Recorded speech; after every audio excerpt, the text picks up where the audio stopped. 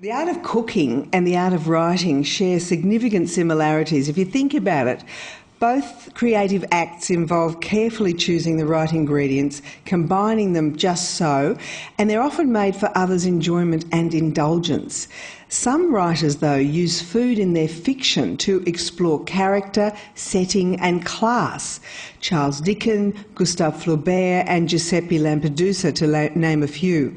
So the feasts of literature are on the menu today, and my culinary guides are writers Carmel and Shane Maloney. Carmel is a novelist and short story writer. Her most recent novel is Child of the Twilight. She's also edited many collections of essays and short stories and has written 3 books on how to write, the latest being Writing the Story of Your Life. Shane Maloney is the author of the award-winning Murray Whelan series of crime novels, including Stiff, The Brush Off and Sucked In. He also writes columns, travel stories, articles and book reviews for various newspapers, magazines and anthologies. Please join me in welcoming our guest to the book show today.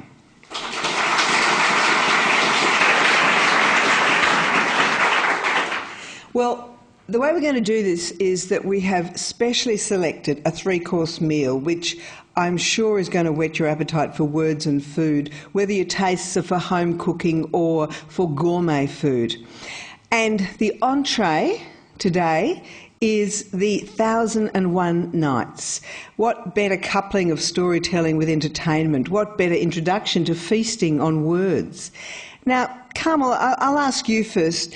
Does the 1001 Nights conjure evenings of wine and food and song for you? Yes, it does. And that stuff called rahat lokum, which is only Turkish delight, but it sounds good when you say rahat lokum, was meant to be an aphrodisiac and is the most beautiful, beautiful thing. So, yeah, certainly. So if we think about its origins, stories told over and over, passed down by Arabian, Persian and Indian storytellers, and the structure of the book, the holding the audience and in fact the king. The girl's life depended upon the fact that the story could be kept going night after night after night so that she didn't lose her life. That was the idea. So he's on the edge of his seat. Yeah. So he has to let her live another night to find out what happens. That's right. And they must have been eating and drinking while they were doing it too. That's right, otherwise they wouldn't be able to last 1001 nights. Yes. Mm. Yes. So the food that they were eating might have got woven into her stories as well. Well, tell us about the barber's story of the 6th brother. Oh, the 6 brothers. And how it features in the tale. Well, the 6th brother was offered... He was visiting the Grand Vizier or someone or other, like, who was the person, I don't know. Anyway, some important dignitary, and the dignitary offered him a fabulous meal, and he was a hungry man. The visitor was, the brother was hungry, and the meal was all in mime, so that he would be offered the most beautiful wines and the most beautiful pheasants and whatever they fruits. Mime a pheasant. Mime a pheasant, fruits and things in plumage and all sorts of wonderful. Well, specifically one of them was braised duck with dried figs, honey and raisins. Thank you very much. And there was also a pistachio stuffed lamb, which sounds a bit sort of hard to accomplish, really, but it actually just means yes. And so you do it when you're cooking it, not while the lamb's still alive. You know, that's. However, I learnt that through. But how would you mime it? How do you mime this pistachio stuffed lamb? It's very difficult to mime pistachio, isn't it? Yeah. Especially on the radio. Yeah. But Shane, you've indulged in a meal. I mean, you know this because you've had this meal inspired by the story. Yes. It was described by Sir Richard Burton's translation of the 1001 Nights. Yes, that's the sort of standard translation. That's the Arabian Nights, sort of as we know it. And as Carmel was saying, the structure of the book is such that she talks about the third uncle's fourth brother, and is able to work her way through sort of family trees as a way of creating a kind of structure. And in this particular story, it's one of the few stories that does revolve around food per se. But tell us about the time that you had a meal that was, I think, orchestrated by Joseph Aboud. Was it mimed? Or was it real? It was absolutely eaten. Yes, Joseph Aboud is a restaurateur here in Melbourne whose menus are created, I found entirely by accident, from old historical records, where often the recipes are recorded in the form of poems, and his restaurant Rumi is named after a Persian poet, and I was, it's in my neighbourhood. I was talking to him about this particular story, and he pulled out a cookbook with the recipes from this particular story. Fabulous. And then proceeded to cook them. So you had braised duck with dried figs, honey and raisins? That's how you knew it off by heart. Had the pistachio stuffed lamb, had a whole series of small pastries, again, whose recipe was recorded in sort of the equivalent of rhyming couplets from medieval Arabic. And it's a great story because, as you were saying, of course, what happens is that the hungry man is tantalised with this entirely tortured with this entirely fictitious meal, on top of which the host insists on pressing wine upon him, and he says, well, no, I mean, it's against my religion to drink, and of course it's just a pretend glass, and it's not there at all, and the host says, oh, go on, a little bit won't hurt you, He says, oh, well, all right, and he has a few glasses, pretend glasses in the course of the meal, and then loses his temper, gets very angry. He says, it's the alcohol, it does this to me, I can't hold my drink, and he ends up smacking the host around the chops, in this feigned state of drunkenness. In other words, he calls his bluff. Yeah.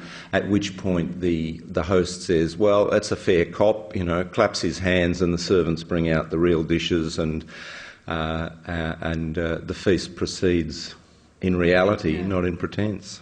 So there are, of course, earlier examples of food in literature than 1001 Nights. The Bible has food in it, manna from heaven, I suppose, as well as the story of Esau and Jacob. Well, there's the apple, of course. Well, it wasn't an apple. We don't know what it was, though, do we? We don't know what it was. A pomegranate? We don't know what it was. Apricot? It was a gesture, though, wasn't it? It wasn't actually for culinary purpose. Do you think she looked at that apple and went, It was the knowledge, wasn't it? She was eating from the tree of knowledge. Eating from the tree of knowledge. So there you go. You have knowledge in an edible form. Then we have what? The brothers. The brothers. Jacob and Esau selling his birthright for what was it? A piece of pottage. Pottage. Pottage, not porridge. Pottage. Not pottage. What is pottage, actually? Well, it's like porridge, only a different spelling. It's got a different vowel, yeah. Do you know what pottage is? Is it some sort of Ramona, leafy thing? Lentils, of course. Ramona, you wrote a Jewish cookbook. If you don't know the recipe for pottage, then nobody does. I don't know it. I don't know. Well, we never used to have pottage. Don't make a lot of pottage, no. No, that's right. Well, okay, let's go from the Bible, from the Old Testament, the proper Testament, to a Christmas carol. There goes the Last Supper down the drain. It was Passover, which we'll come to. A Christmas Carol, Carmel, on the entree of this evening tonight, is Charles Dickens' novella, A Christmas Carol. It's an introduction to how food can dramatise character in literature. We all know Ebenezer Scrooge, miserly old man who'd rather count his pennies than enjoy the company of others. So the night before Christmas, he's visited by three spirits, the ghost of Christmas past, present and future. So what role does food have in this story? Well, it is a marker of love and the lack of love. There's a proverb in the real Old Testament which says, better a dinner of herbs where love is than what's the rest of the quote? Than not. The knot. The knot, yeah. No, I wrote it down. Than a stalled ox and hatred therewith. A stalled ox. A stalled ox. Nothing worse than a stalled ox. Yeah. You got to get the jumper leads out, and then four corners come round, and that's the end of it. Yeah. Yes. So it's better to have a dinner of herbs than any of that. Do you remember reading it first? When did you read this story? I read The Christmas Carol when I was a child, and it was probably about the third Dickens that I read, and I was delighted by the dinner, the Christmas dinner, because it pitted the horrible Scrooge, who had all the money in the world and no understanding of love and warmth and hospitality and family and goodness and kindness and so forth. I mean, it's very black and white. And the beautiful, jolly family of the Cratchits, where all is warmth and laughter and love, and the Christmas pudding comes in flaming with brandy. And something that always bothered me was the fact that the holly, in the text, the holly seems to be on the pudding while the pudding is on fire. I always take the holly off. But anyway, that's how it was. And it is it's a signifier of class, but more in that novel of good and ungood. I won't say Scrooge evil. Anyway, he's cold. He's cold. We know that he eats gruel. He watered down porridge. Yes. We're told he's a squeezing, wrenching, grasping, scraping, clutching, covetous old sinner. Oh, well, that'd be evil. Yeah. So, and this description of him eating gruel, what does it add to the picture, do you think? I mean, gruel's like English pottage, is it? That's right. With rainwater in it, yeah. His character is all in the gruel.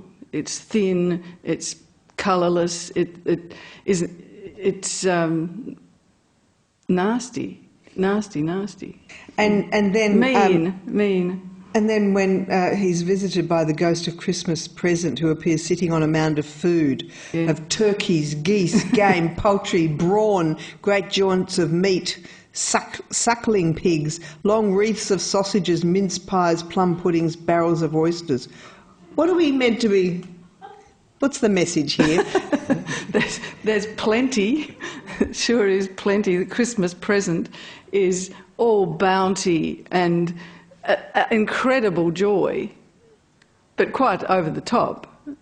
And whereas the Cratchits are not over the top. Their food is simple Christmas celebratory fare with a goose and pudding on fire.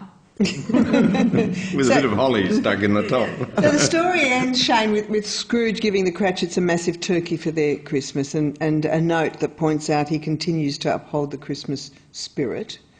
So how did Dickens' A Christmas Carol and the other Christmas writings enhance the Christmas spirit? Well, they certainly gave rise to a lot of Christmas cards with pictures of plum puddings on them, that's for sure. I don't know what the traditional fare was up until that point, but it's certainly established for readers throughout the English-speaking world what constituted a kind of the Christmas meal. Didn't Albert bring German Christmas into... You mean Mr. Queen Victoria? Mr. Queen Victoria bring the idea of the German Christmas into the English tradition, and it was joyfully taken up, and the English must have surely invented the pudding. That's not very German, I don't suppose. But the Christmas tree was brought by Albert from Germany and has been on the Christmas card ever since. So Charles Dickens' wife Catherine actually turns out publishing a menu book called What Shall We Have for Dinner, Where is that? Oh, you've Well, got it's it. here. It's got a longer title than that. This is one of the worst titles I've ever seen. What shall we have for dinner? ? Satisfactorily answered by numerous bills of fare for from 2 to 18 persons. And it's 1852, and Yeah. it's under the name Lady Maria Clutterbuck. Well, it was a pen name. It was the pen name of Charles Dickens's wife. And there is... Tell us what's in it. What's in it is the most dismal series of menus. Green pea soup, minced mutton, cold mutton, patties, salad, potatoes, tartlets. That's a dinner. And then the next one, that you could have that from... Starlings boiled in lard. Doesn't say that. Doesn't it? It's making it up. Making it up. Look in the index. No, pickled salmon, whiting. This is, a whole menu. Pickled salmon, whiting, stewed rump steak, French beans, potatoes, rice and apples, toasted cheese, and watercresses. It's all funny. It's all very... Yeah, no, it's not proper food. No, it's not, is it? Not like Cajun couscous. No. And it's not pheasant. And is it true that Charles Dickens wrote the introduction? Well, it's not certain about all this. It's only a sort of two-page thing, isn't it? It's a two-page thing, and the introduction is signed by Maria Clutterbuck, and some people think that perhaps Charles Dickens wrote it, but it doesn't seem to me... Well, of course, he'd be writing in the person of Maria Clutterbuck, so perhaps he did, because he could write in the person of anybody. It was very dull writing, the introduction. No, maybe that's why he had to imagine all of this food in his writing, because that's what he got at home. Oh, well, maybe. Vegetable soup, apple tart. Well, this is the Book Show on ABC Radio National. I'm Ramona Koval, and we're at the Wheeler Centre in Melbourne, where we're speaking about the great feasts of literature with Shane Maloney and Carmel Bird. Shane, another writer who was partial to food was Alexandre Dumas, French author of swashbuckling adventures, as you know, including The Three Musketeers. But where is his Grand Dictionnaire de Cuisine, or Dictionary of Cuisine? There it is. This was an important book for him.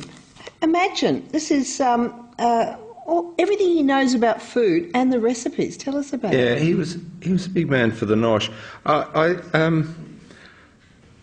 When you start to look at it, I think it's amazing how much food there is in a lot of 19th century novels. They seem to eat a lot. Really huge meals, but they were so frequently, they appear so frequently as kind of social markers or indicators of character, the way people respond to different foods, the way they behave at table, and so on. It comes with the whole kind of kit. It's not just about the food. It's probably more correct to describe it as about the meal, the sort of social interaction of the meal rather than the food itself, although there are some great descriptions of food, and we'll move on to some of those, I hope.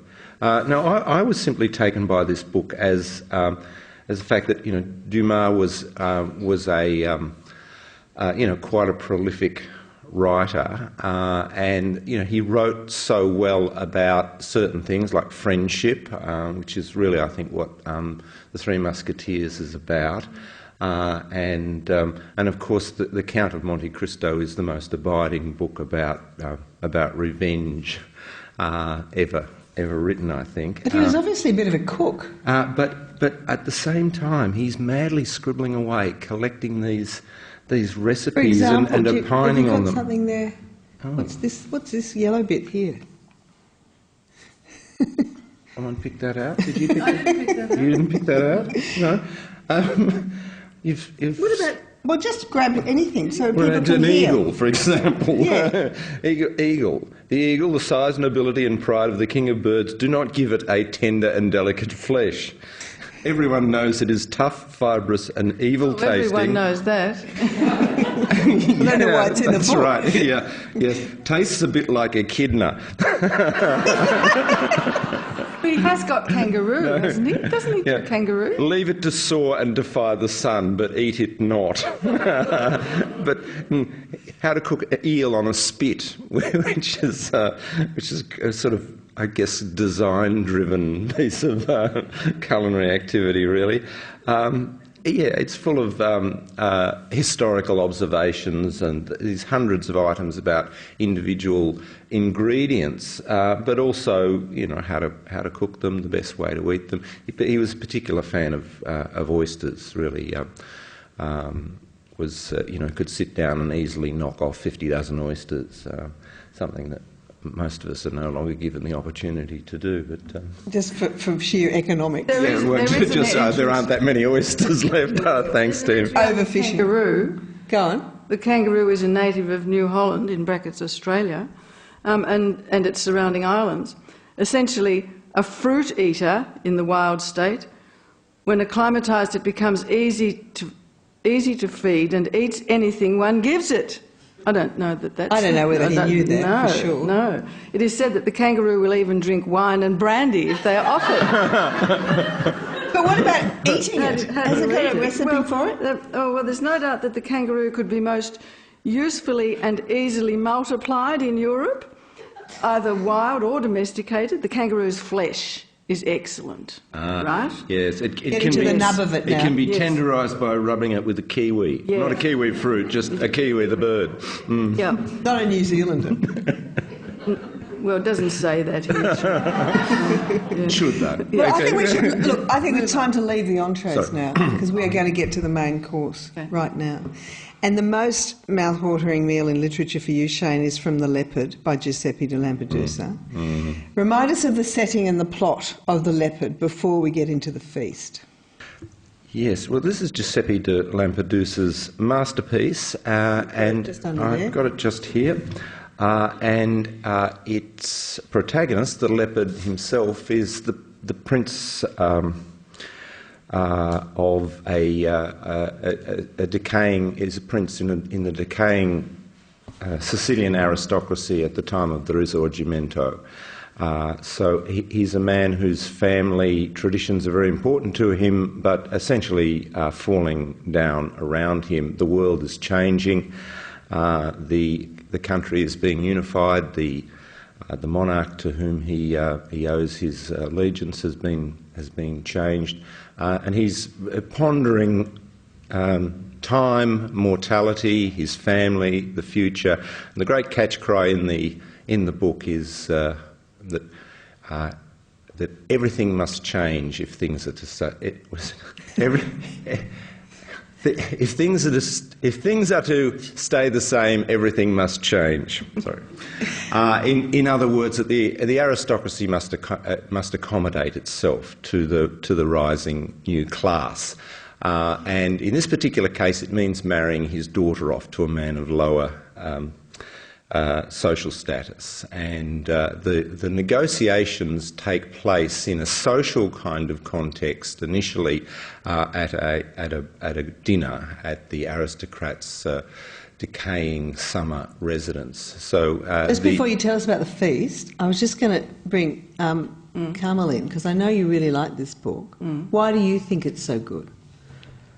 Because it is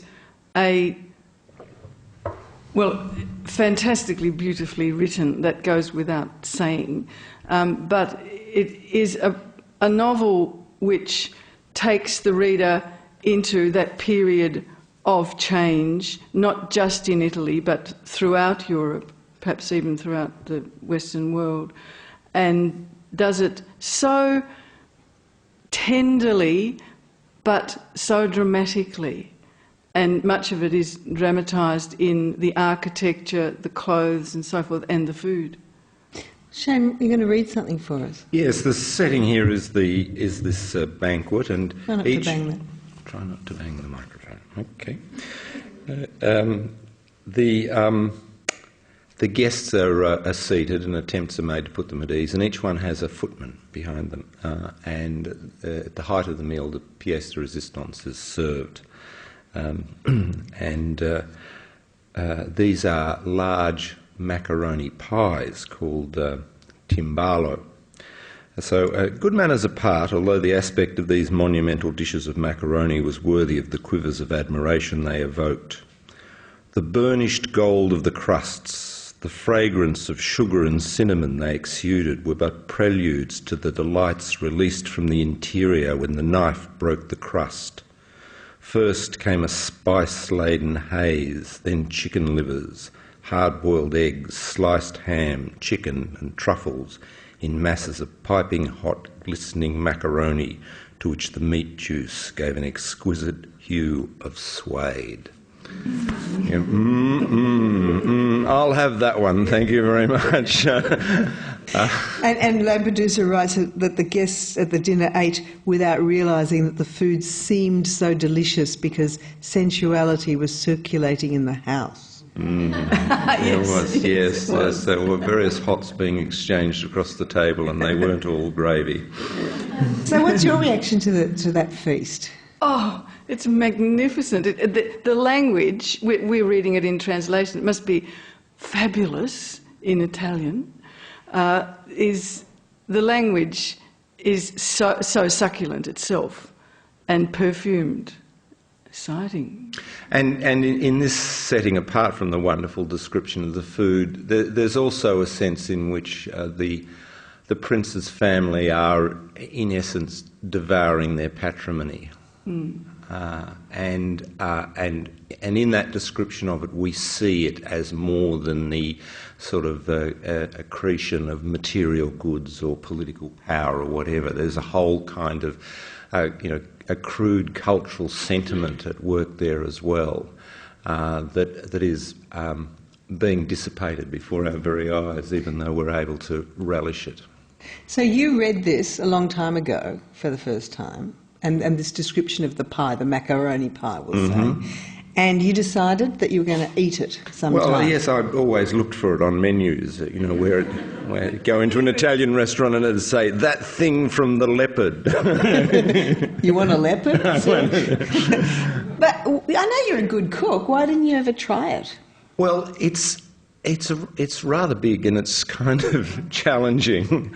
Its creation is depicted in a film called Big Night, which is a film about a Stanley Tucci film about two Italian brothers with a restaurant that's kind of going to the dogs as they spend all their money increasingly on the food. And at the height, one brother's a purist, isn't he? One brother's a purist, and the other one, has to pay the bills. And finally, at the height of the film, there's this grand blowout film, meal, which will be the make or break of the restaurant.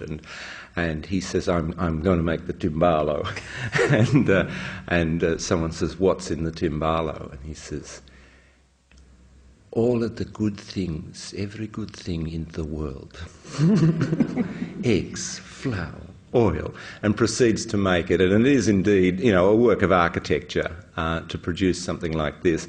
And in fact, I was lucky enough to find that Guy Grossi, the Florentino here, had harboured an ambition to create this dish.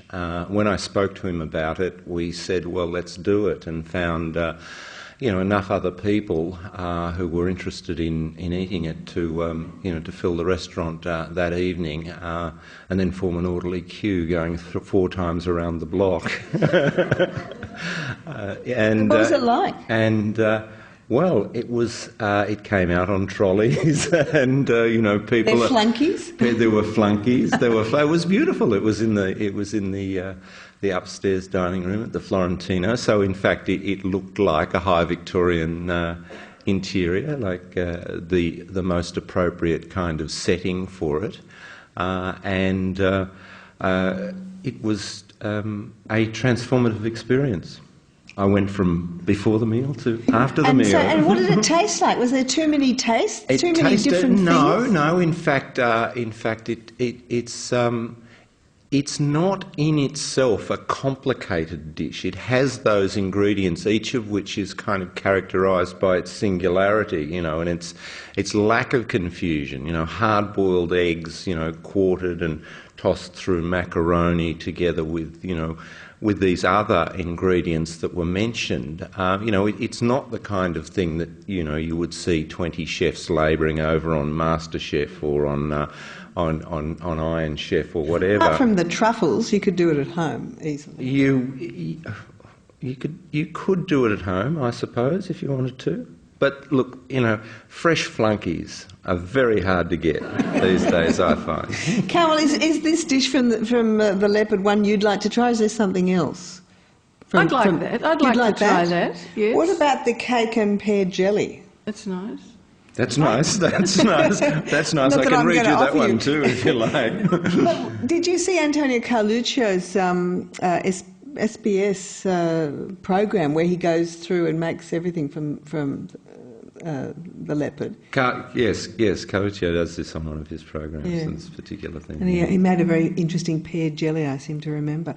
All right, we'll leave him for a moment because we've got another option on the main meal, and that's from Madame Bovary. More to Carmel's taste than Shane's, I believe. Is that right?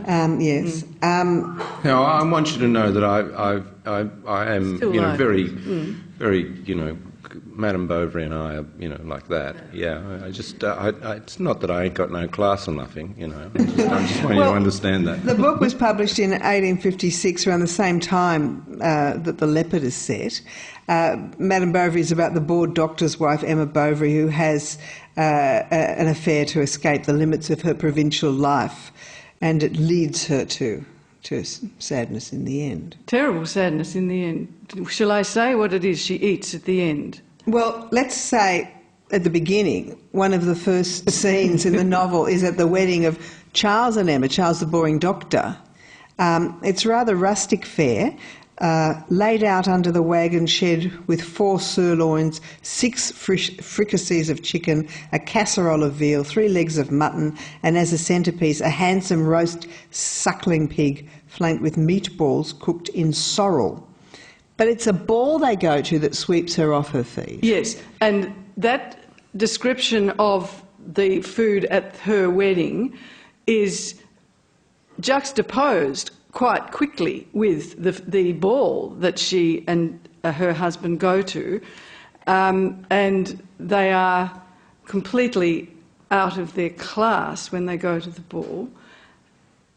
And Emma, as soon as she entered the room, she felt herself enveloped in a gust of warm air which smelled of flowers, fine linen, roast meat and truffles. The flames of the candles in the sconces rose long and straight above the bell-shaped casings of silver. The cut crystal lustres, misted over with a dull sheen of moisture, gave back a dull glow. There were bunches of flowers all down the long table, and on the wide-bordered plates the napkins in the form of bishops' mitres held small oval rolls in the yawning gap between their folds. The red claws of the lobsters hung over the china rims of dishes. Luscious fruit, set in open baskets, stood piled on beds of moss. The quails were served with all their plumage. Emma ate an ice flavoured with maraschino, which she held in her left hand in a silver-gilt cockle shell. With the spoon between her teeth, she half closed her eyes. Ooh. So the imagery is very sexual, and she is completely seduced by the occasion, and this is a marker of the beginning of her downfall. Of the men at the ball, he says they had the complexion that comes with money, the clear complexion that looks well against the whiteness of porcelain, the lustre of satin, the bloom on expensive furniture, and is best preserved by a moderate diet of exquisite foodstuff. Quite so. So Shane, going to this ball is the pinnacle of Emma's life up to this point. So how does it unleash her need for escape? Well, she's a very contemporary character.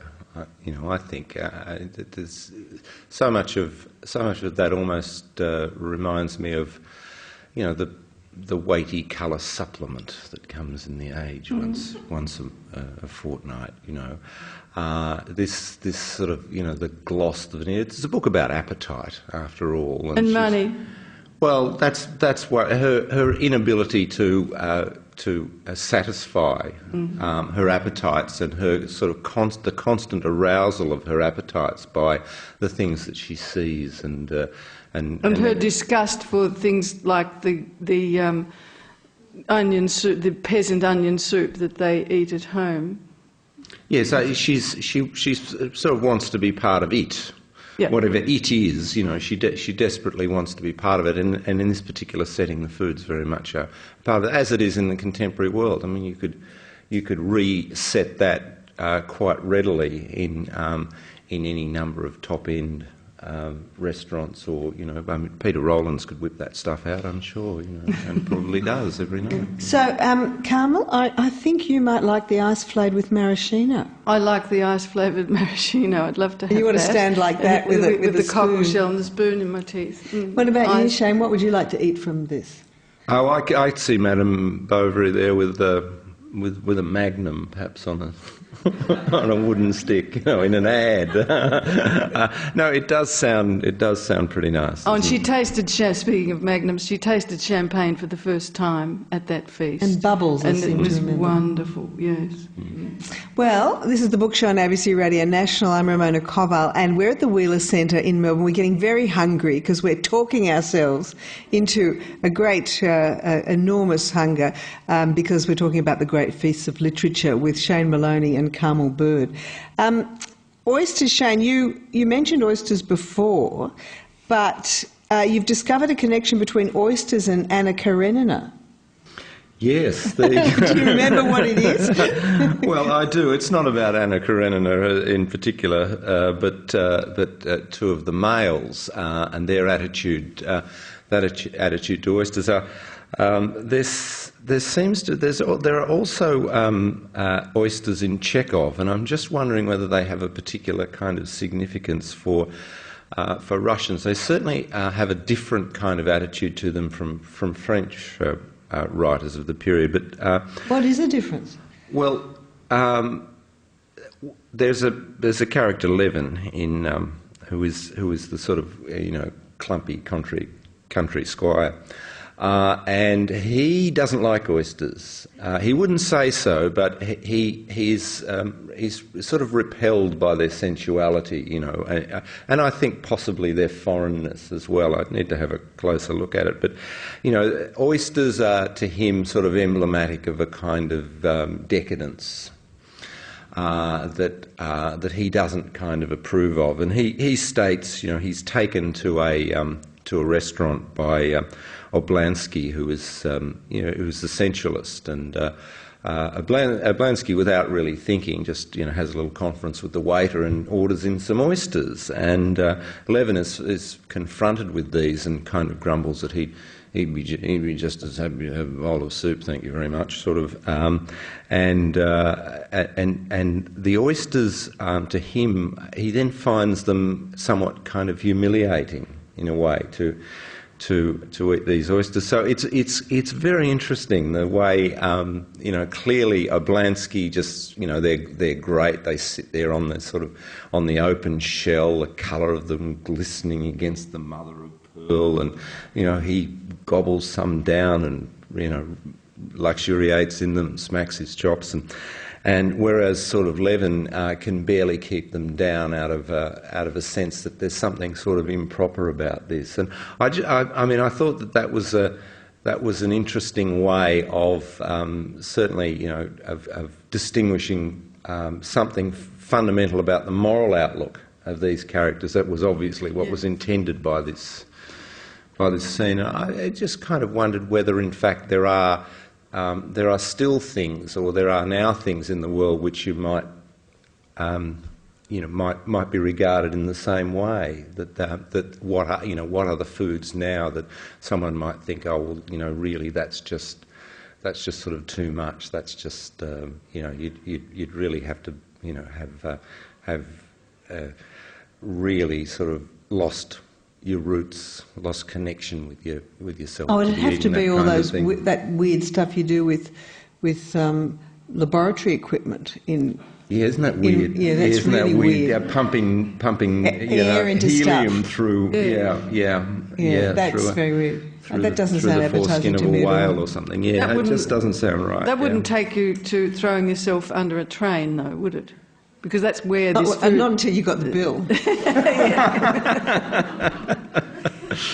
There are many books that sort of try and recreate the feasts of literature, but one of the ones that I didn't know, but this is one of Shane's that I, having read this now, I think this is fantastic. It's called Kafka's Soup, A Complete History of World Literature in 14 Recipes. Tell us about this book, because it's a real find, Shane. Here it is. Yeah, is that? I found it for you. You've got two. No, I'm a sucker for this sort of thing. You know, it's a book of little parodies in which the literary style of various authors is parodied in the form of a recipe. Do you want me to read one of these? I do. Well, I'll pick Raymond Chandler because he's a particular favourite of mine, and because his style lends itself to so readily to being parodied. The recipes here all work and there are correct amounts, but I'll lay straight into this one. Don't hold back. This is lamb with dill sauce a la Raymond Chandler. I sipped on my whiskey sour, ground out my cigarette on the chopping board and watched a bug trying to crawl out of the basin. I needed a table at Maxim's, $100 and a gorgeous blonde. What I had was a leg of lamb and no clues. I took hold of the joint. It felt cold and damp, like a coroner's handshake. I took out a knife and cut the lamb into pieces. Feeling the blade in my hand, I sliced an onion, and before I knew it, I was doing a carrot. A carrot lay in pieces on the slab. None of them moved. I threw the lot into a pan with a bunch of dill stalks, a bay leaf, a handful of peppercorns, and a pinch of salt. They had it coming to them. So I covered them with chicken stock and turned up the heat. I wanted them to boil slowly, just about as slowly as anything can boil. An hour and a half a pint of bourbon later, they weren't so tough. And neither was I. I separated the meat from the vegetables and covered it to keep it moist. The knife was still in my hand, but I couldn't hear any sirens. In this town, the grease always rises to the top, so I strained the juice and skimmed off the fat. I added more water and put it back on the heat. It was time to deal with the butter and flour, so I mixed them together into a paste and added it to the stock. There wasn't a whisk, so using my blackjack, I beat out any lumps until the paste was smooth. It started to boil. I let it simmer for 2 minutes. I roughed up an egg yolk and mixed in some of the hot sauce before putting it back in the pan. I put the squeeze on a lemon and it soon juiced. It was easy. It was much too easy, but I knew if I let the sauce boil, the yolk was going to scramble. Now I was ready to pour the sauce over the meat and serve, but I wasn't hungry. The blonde hadn't showed. She was smarter than I thought. I went outside to poison myself with cigarettes and whiskey. So that's from Kafka's Soup by Mark Crick. So you've got rich chocolate cake a la Irvine Welsh. You've got tarragon eggs a la Jane Austen, and onion tart a la Geoffrey Chaucer, and lots of other ones. It's really fun, isn't it? It's a lot of fun, yeah. Well, look, we're up to dessert. We're looking to Proust. Carmel, describe the effect some tea with Petit Madeleine had on Proust's narrator in remembrance of things past. Okay. In search of lost time. The Petite Madeleine is the little sweet cake which looks like a cockle shell, and very plain, actually. They're very plain. They're very nice. But they're just ordinary little cakeys. Little cakey things. Mm-hmm. They're little spongy cakes, really, sort of. Yes. Anyhow. None of the glamour of a Tim Tam, for example. Not at all. Would Proust have been different, do you think? Do you think the remembrance of time past would have been entirely different if it had been a Tim Tam? Yes. It might have been even longer. So I'll just read from Remembrance of Things Past. And suddenly the memory returns, The taste was that of the little crumb of Madeleine, which on Sunday mornings at Cambrai my Aunt Léonie used to give me, dipping it first in her cup of lime blossom tea. And at once I had recognised the taste of the crumb of Madeleine soaked in the tea immediately. The old grey house upon the street where my aunt's room was rose up like the scenery of a theatre to attach itself to the little pavilion opening out onto the garden which had been built out behind it for my parents. And with the house, the town, from morning to night and in all weathers, the square where I had been sent before luncheon, the streets along which I used to run errands, the country roads we took when it was fine. In that moment, all the flowers in our garden and in Monsieur Swann's park, and the water lilies on the Vivonne, and the good folk of the village and their little dwellings and the parish church, and the whole of Cambrai and of its surroundings, taking their proper shapes and growing solid, sprang into being, town and gardens alike, from my cup of tea. And from that comes the whole book. The book is about memory, it's about recapturing time, and it is done, first of all, by the soaking of the cake in the tea and bringing with it the memory of the whole business, the whole book. So, Carmel, as someone who's written a how-to guide for memoir writing, yes. Is food an important entry point? Oh, food is. If you taste something which you tasted when you were a child and which meant something to you when you were a child, your memory, you will find, is jogged. You may not be Proust, but you will certainly find entry into the joys and sorrows of the past through food, for sure.